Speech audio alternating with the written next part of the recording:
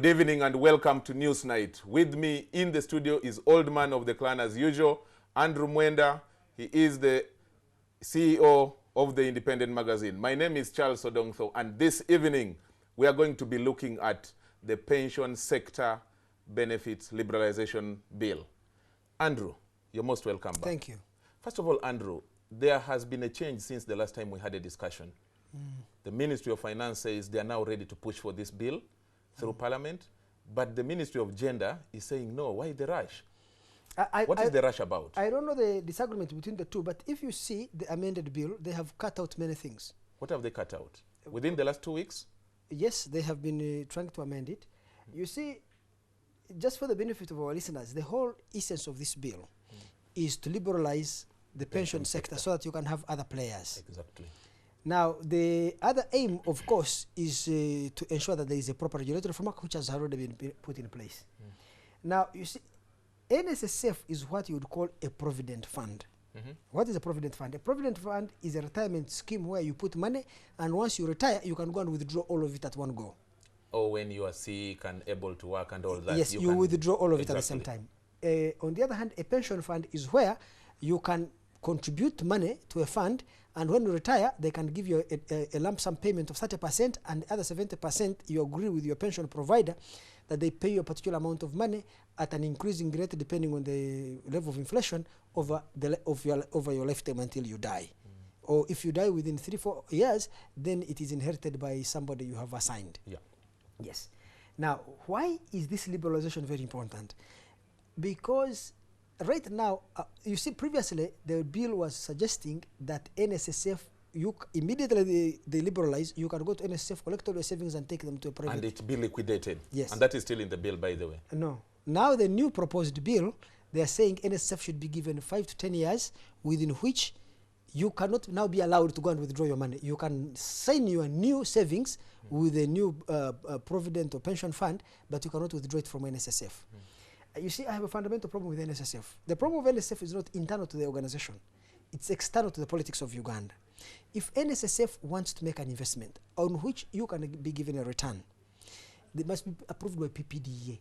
It must be adjudicated by the IGG. What is it wrong must with be that? debated by Parliament. What is wrong with that? Let me ask you. Public money. Yes, it's not public money, it's private money actually. NSSF is not even owned by my the money government is of there, Uganda. your money is there, That's what I'm of saying. another person, so it becomes Don't public. you have your money in Ukraine Bank? No, I don't In have there. By Barclays the Bank? way, you have asked me that question before. I have Which told bank you do you bank with? I bank with DFCU and Centenary Bank. We are not supposed to Let me ask advertise you them when, here, though. okay. But let's go back to the issue. This is not advertising. Talking about a bank is not advertising. So you bank with the DFCU. Yes. When DFCU is going to give Andrew Mwenda a loan, do they consult you? No, Do they go to PPDA? not at all. When they are making an investment, do they go to the IGG? No, but Andrew, this so is... the bottom line I'm saying this is, issue. you hold a second, Yes. please. Charles, you need to understand this thing clearly. I have about 250 million shillings in NSSF. NSSF gives me an interest rate of 7% when inflation is 10%. That means I'm losing 3% of my savings every year. True. So I'm not saving. In fact, I am de-saving. I am losing money in NSSF. Why? Because if you say my funds must be managed under government rules, where it is not the performance of the fund that matters, but it's the adherence to procedures that matters. What does that mean? It means that I become losing. People right now in Uganda are not saving with NSSF. They are losing their money. Why? Assuming there is a good opportunity for me to buy shares on the stock market in Uganda, and the IPO is available in 1 month, then you need PPD approval, then you need IGG to intervene, then you need the Parliament to debate. The opportunity is gone. Let's so go back. If, hold a second, if Andrew, the money... let's go back to the basics of the issue. I have followed the debate. I have also looked at the bill. One of the salient issues that is coming up in this conflict is not exactly at the point of investment. Actually, it is at the point of the process. The Ministry of Gender, by the way, there is a likely quarrel there over the control of the money. The Ministry of Gender, on the 25th of last month, sat, Rukutana chaired the meeting, and then they said, okay, Bigirimana, chair a committee that looks at this and consults the stakeholders, including the workers' union, yourself and all that, and take your issues there. No. But they are complaining now that why is the Ministry of Finance, through the Secretary to the Treasury, what's his name? I forget his name, Keith Mwakanizi, rushing it. That why don't you do the consultation? They're saying they do a consultation. So stakeholders, they call the unions. You understand me? Let me tell you, the unions have only 10% of the total subscribers of NSSF. 90% are not members of those unions. 2, The unions, the total contribution of unionized workers is 5% of the total portfolio of 4 trillion of NSSF. If I'm not mistaken, it has fallen from about 5% to about 3%. Here is the question. How can this 3% climb to represent me and you? Please tell me. Because they're a union, and the union represents workers. Yes, they represent workers who are unionized. Do they represent you? They do, in my view, I think, because if they argue the issues... How? Are you a member of the union? I am not a subscribed member of the union. Can NRM represent you when you're not a member of NRM? Not at all, Andrew. The thing, though, is this, and I want you to answer this for me, because let me tell you just quickly, like one of the problems that they have. One of them is that we have been, there is the English word, once bitten, twice shy. NSSF has been bedeviled by corruption in the past. And that if we are going to do any investment, let's have caution. Let's move and follow the PPDA that you're criticizing. Let Parliament debate, because Parliament represents people. There are over how many people?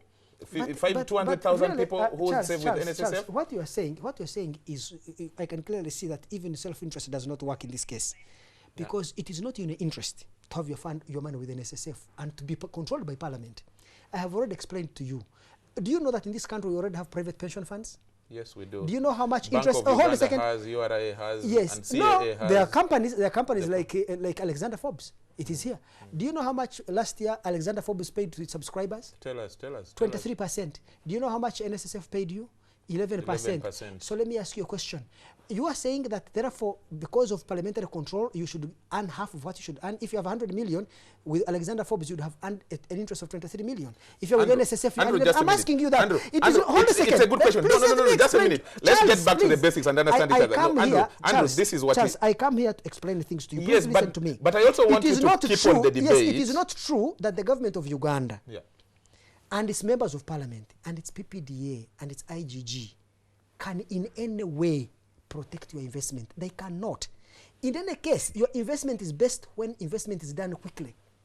When your investment is delayed, so that for NSSF to invest in a building, it must take 10 years. To invest in a stock price, it must, in a stock market here, it must take the approval of the PPDA. It must take the approval of the minister. Parliament. Let me ask you, have you ever done a business? If you're going to do a business as a company, MTN or Crane Bank, you need parliamentary approval for every decision of investment. How will you invest? Okay, Andrew, so that's the a good bottom question. line is Andrew, this. Just a minute. Just a second, Andrew. It is not true, Listen, Andrew, that your so-called procedures and democratic oversight are in your interest. They are not. Andrew, this is the thing.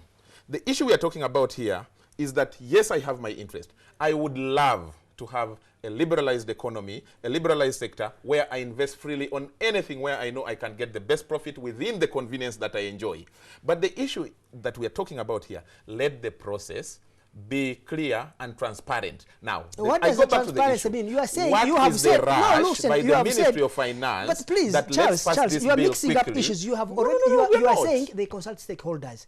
You are saying that they get people who have no money. First of all, those union workers, those unions. They are not members of NSSF. Are you aware? Many of them are not. Are not members. But so some of them are. Are you aware that MPs... As much as people in Ministry of Finance, many of them are not members listen of so that NSSF. you can learn. The civil servants you're talking about in Ministry of Gender do not subscribe to NSSF. Members of Parliament don't subscribe to NSSF. The unions, those leaders of the unions, don't subscribe to NSSF. What about how people can of they be Ministry of stakeholders? Finance? They don't subscribe to NSSF. What I'm so saying. in other words, what I'm saying is that you keep your money in DFCU. How come you're not afraid? Keeping money in DFCU is the same as keeping it in NSSF.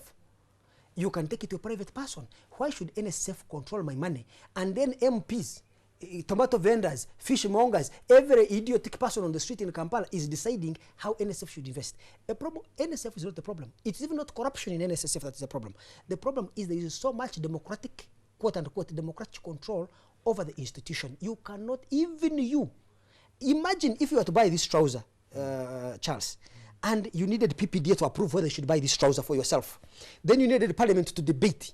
Then you needed IGG to investigate. Would you ever buy a good trouser? Of course, it doesn't come to this as low as this comparison, Andrew. Let's give us a better comparison that we can look at. I'm telling you that NSSF cannot buy shares on the stock market.